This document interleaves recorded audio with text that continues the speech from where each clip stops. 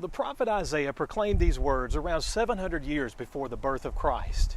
He said, "For unto us a child is born, unto us a son is given, and the government will be upon his shoulders, and his name will be called Wonderful Counselor, Mighty God, Everlasting Father, Prince of Peace. And of the increase of his government and peace there will be no end, upon the throne of David and over his kingdom, to order it and establish it with judgment and justice from that time forward and forevermore." You know, it was to a broken world that this proclamation was made, that a day was coming when this king would come into the world, this wonderful counselor, this mighty God, the everlasting Father, the Prince of Peace, that he would come. And today we celebrate that arrival of Jesus coming into the world.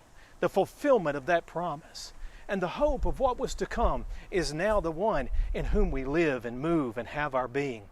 He is our living hope. He is Emmanuel, God with us. And because of all that he would do, because of his death, his resurrection, and his ascension, he is also now Christ in us, the hope of glory.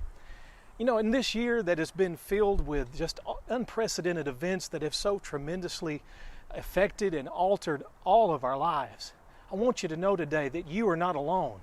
We are not alone. We are not those who have no hope, but because of that baby that was conceived in the womb of a young virgin girl and born in a manger, he is now the living Christ who abides with us and in us.